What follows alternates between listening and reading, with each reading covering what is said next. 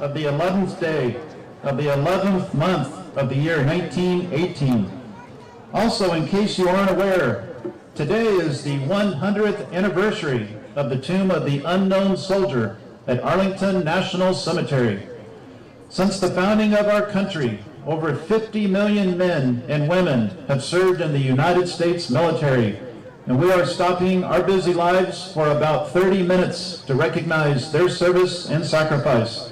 Many veterans died in now historic places: the Battle of Camden, the Battle of Gettysburg, the Battle of the Somme, the Battle of the Bulge, the Battle of Luzon, Normandy, Iwo Jima, Incheon, the Battle of Khe Sanh. From Valley Forge to Vietnam, from Kuwait to Kandahar, from Berlin to Baghdad, our veterans have borne the cost of America's wars, and they've stood watch over America's peace. Many others fought bravely and thankfully returned home to live out happily accomplished lives among friends, family, and loved ones. Still others remind us that even when America is not at war, the men and women of our military risk and sometimes give their lives for peace. Too many white markers and crosses stand over the graves of those who gave their lives to protect that peace. Many people are unaware that between 1980 and 1990, approximately 22,736 service men and women lost their lives in day-to-day operations, serving and protecting us, and we weren't even at war. We dedicate today to honor all those who answered the call to service, whether they live in honor among us or sleep in valor beneath the earth. We give thanks for the many Americans who strengthen our nation with their example of service and sacrifice. Our veterans are drawn from many generations and from many backgrounds. Some charged across great battlefields, some fought on the high seas, some patrolled the open skies. All contributed to the character and the greatness of America. The military life is built around sacrifice and complete devotion to America. If you have lived that life, then you know the meaning of commitment to a greater cause. In case you haven't, let me assure you, there is nothing the men and women of the military would not give to protect the people of this country. As we honor veterans today, we will honor that great nation who saved the world from tyranny. We also honor a new generation of men and women who are defending our freedom. Since September 11th, 2001, our armed forces have engaged the enemy on many fronts. More than 1.4 million Americans are on active duty, serving in the cause of freedom and peace around the world. That means less than 0.5% of the population of America is defending 99.5% of Americans. Although small in number, veterans have brought down tyrants, they've liberated nations, they've helped bring freedom to countless millions of people. They have provided nourishment, health care, warmth, generosity, and compassion towards many orphaned by a war-torn, terror-filled world. President John F. Kennedy once said, "Let every nation know, whether it wishes us well or ill, that we shall pay any price, bear any burden, meet any hardship, support any friend, oppose any foe, in order to assure the survival of liberty." To a whole new generation of young Americans today, this all seems a story from olden times. But let me say this, for those who fight for it, freedom has a flavor the protected will never know. Those who have fought for freedom and have lost it know a sadness and sense of loss beyond bearing. Freedom rings loudest for those denied freedom. We're humbled by the strong hearts of those who have served. Many of our veterans bear the scars of their service to our country, some physical, some emotional, and they've led lives of great consequence, for they kept the torch of liberty burning. Each veteran is a hero, and they gave to every child born thereafter a precious and irreplaceable gift, the gift of liberty and freedom. In the last century alone, over 425,000 Americans have been killed in combat. Behind each of those deaths is an American family in mourning. Words cannot possibly express the depth of sorrow their families felt when that fateful notice arrived. During the Second World War, whole communities paused in silence as a family switched a blue star for a gold star in a window, signifying the loss of a son or father. Today we collectively mourn every soldier, sailor, airman, and Marine killed in combat. But the family's loss is still the same, a personal loss that can never be replaced. I encourage you to take a few minutes, find a veteran, shake their hand, and give a word of thanks and encouragement. I thank you for coming here this morning and honoring those who served today and those who served years ago. Thank you for honoring those who have set such a sterling example, our nation's veterans. May God bless our veterans, may God bless all who wear the uniform, and may God continue to bless the United States of America. Please notice that we have cadets carrying flags representing all 50 states, our nation's capital, and flags representative of some of our nation's major engagements. The World War II Veterans Flag represents the 16 million men and women who served in the war and the 406,000 who died. The Korean War Veterans Flag, representing 6 million men and women who served during this war, and the 55,000 who died fighting for freedom. The Vietnam War Veterans Flag, representing 9 million men and women who served in Vietnam, and over 58,000 who died for the cause of freedom. Although we have no representative flag, I want to mention over 2 million veterans have served in Iraq and Afghanistan. The Prisoner of War Missing in Action, POWMIA flag, represents the prisoners of war and missing in action. You are not forgotten. We would like to recognize our branches of military service represented by each service flag. The Army, the Navy, the Marine Corps, the Air Force, and the Coast Guard. Our Patriot Band will say thank you to all our veterans with a salute to America's finest, our service songs. It is customary for veterans to stand when they hear their service song. When they hear their service song.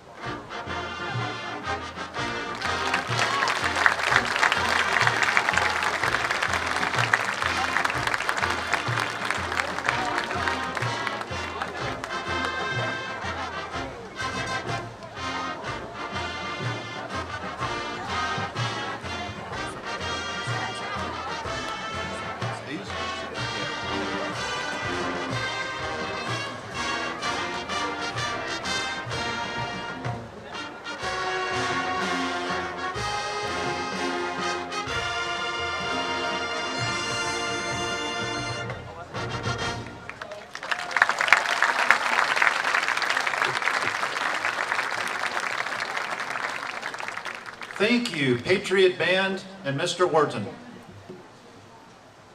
Ladies and gentlemen, we have 20 military veterans here with us today. We wish to honor them at this time. The following members are from the Orlando area and have served in the U.S. military.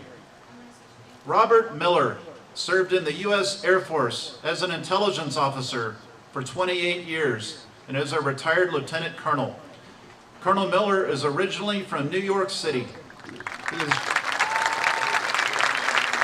He is joined today by his wife, Margot.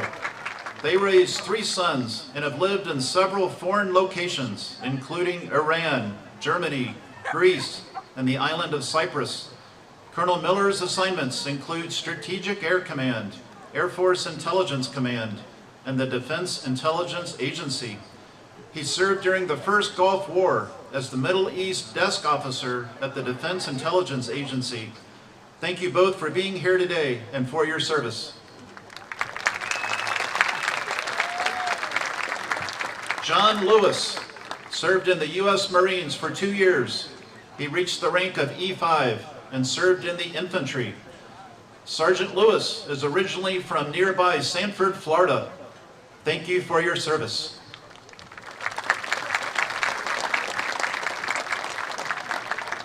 Bill Horton served in the U.S. Air Force from 1967 to 1971.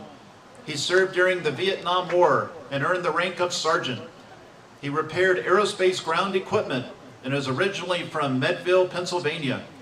Sergeant Horton relayed phone calls, including those to and from families for all military services. We are honored to have you here today. Thank you for your service.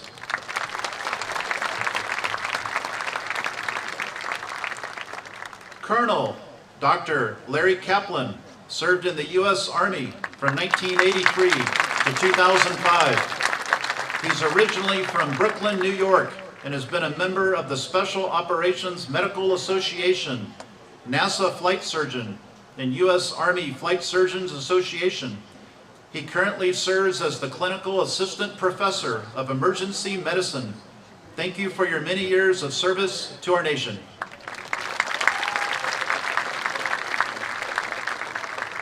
Nata Ferguson served in the U.S. Air Force for 15 years. She reached the rank of E6, or Technical Sergeant. She currently serves as an Orange County Veterans Service Officer. Thank you for attending and for your continued service to our veterans. James Mcdonald served in the U.S. Army for 3 years. He was a civil engineer and special electrical and electronic device repair technician. He's originally from Charleston, South Carolina, and served from 1970 to 73 during the Vietnam War. His assignments include Fort Belvoir, Virginia. Specialist McDonald says his experience in the Army is priceless. All I had to do was raise my hand and volunteer. I love saluting, handling our flag, and singing our national anthem.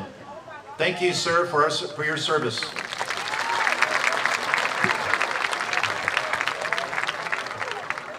Billy Sparrow served.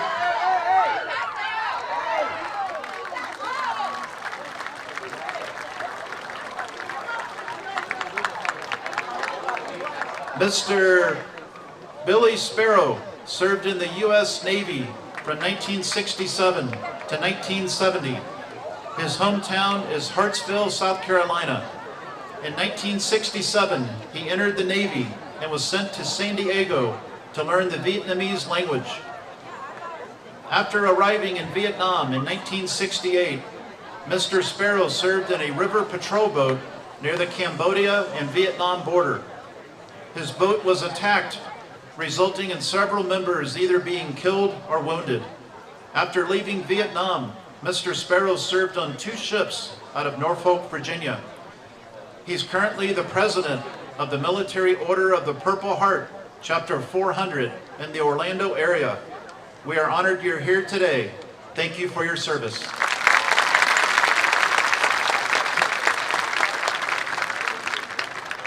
Julie Edelman is a retired technical sergeant and served in the U.S. Air Force. She worked in public health and is a Lake Mary High School graduate. In 2010, she served in a humanitarian mission in the Dominican Republic. Her military assignments also include Moody Air Force Base, Georgia, and locations throughout Florida. Thank you for attending and for your service.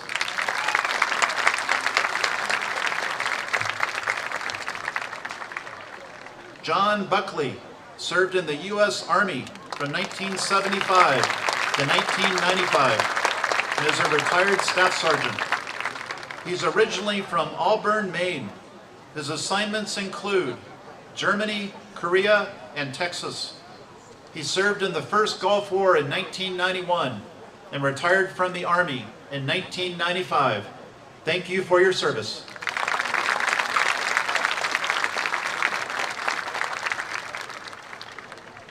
Landi Valier served in the U.S. Navy for 14 years. He was a logistics specialist and originally from the Bronx, New York. While in the Navy, he earned 3 master's degrees and is currently a contractor buyer for the U.S. Air Force. Thank you for your continued service. Juan Silva served in the Army from 1973 to 1975. Originally from Cuba, he served in Korea with the Criminal Investigative Division. Thank you for your service.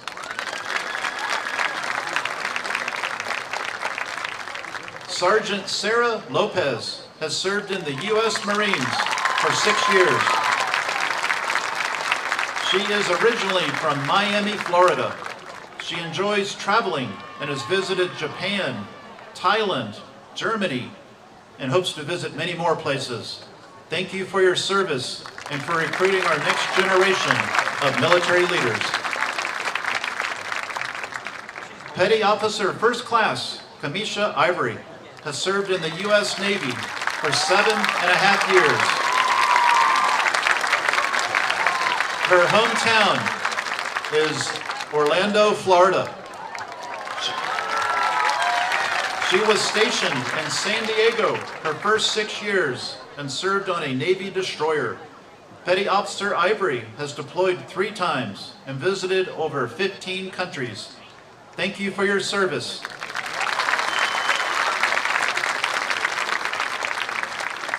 Navy Petty Officer First Class Paul Hamilton has served in the Navy for 7 years. He is a fire controlman and is originally from Eustis, Florida. His first assignment was in Pearl Harbor, Hawaii. Petty Officer Hamilton has visited 18 countries so far while serving in the Navy. Thank you for your service. We would now like to honor the family of staff members of Lake Brantley High School who have served in the military. I am proud to announce we have a World War II veteran in our presence today. Dean Schaefer's father-in-law, Mr. Bill Wagner, joined the U.S. Navy.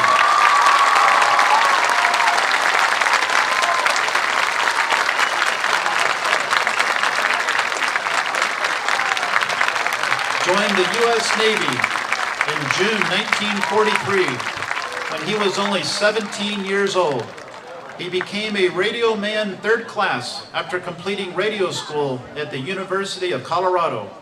He was assigned to an attack troop ship, the USS Elizabeth Stanton, and sailed from San Francisco to the South Pacific. They picked up Marine personnel from various islands in the South Pacific and joined the fleet at Saipan. The fleet later invaded the Japanese island of Okinawa. A battalion of the 6th Marine Division were on board his ship. The Battle of Okinawa took place from April to June 1945. Many ships and Navy personnel were lost due to the Japanese kamikaze suicide planes. There were 4,950 Navy casualties due to these attacks. Japan ultimately surrendered in September 1945. After the war ended, his ship returned to San Francisco and he was discharged from the military in July 1946. Sir, thank you for your long service to our nation.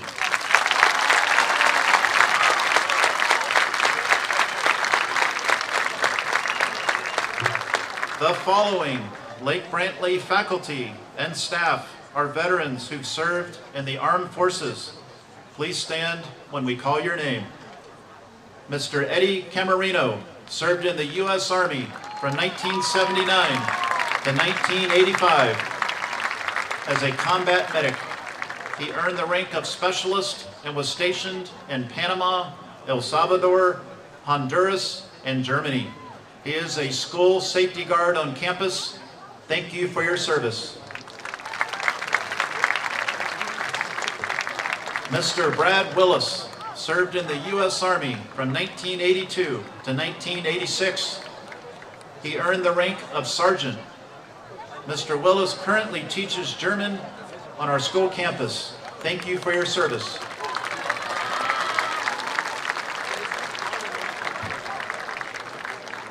Mr. Chris Stanley served in the U.S. Navy from 1990 to 2002. He was a hospital corpsman and participated in the first Gulf War in 1991. He teaches math and AP statistics. Thank you for your service.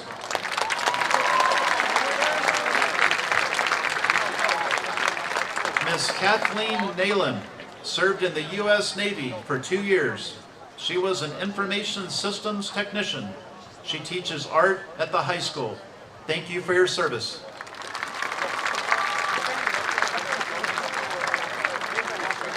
Jason Jesse served in the U.S. Air Force from 2000 to 2020.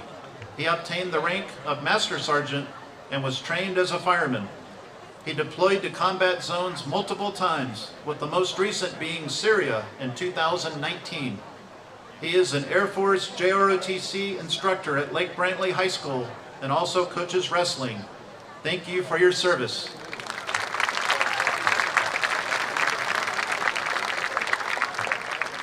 And finally, Don Doherty, myself, served in the U.S. Air Force from 1991 to 2014. I am a retired lieutenant colonel and was trained in space and satellite operations. I teach Air Force ROTC alongside Master Sergeant Jesse at the high school. It is a privilege to be here today.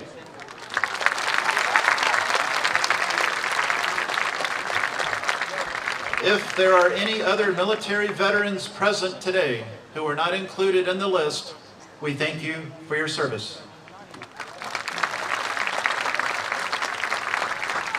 There are two time-honored traditions we hold to which affords the highest respect and homage: the gun salute followed by taps.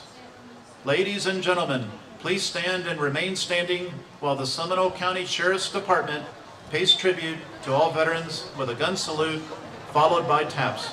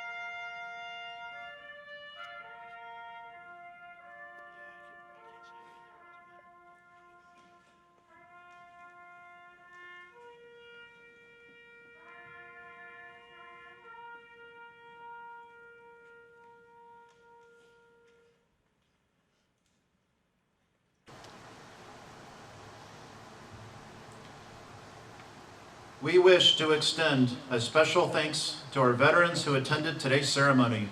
I also wish to thank those who assisted with today's ceremony. On behalf of Mr. Blazewitz, the Air Force JROTC staff, members of our band, SGA, Spectrum, TV Productions, and the Seminole County Sheriff's Department, we thank you for attending today's ceremony. You are dismissed.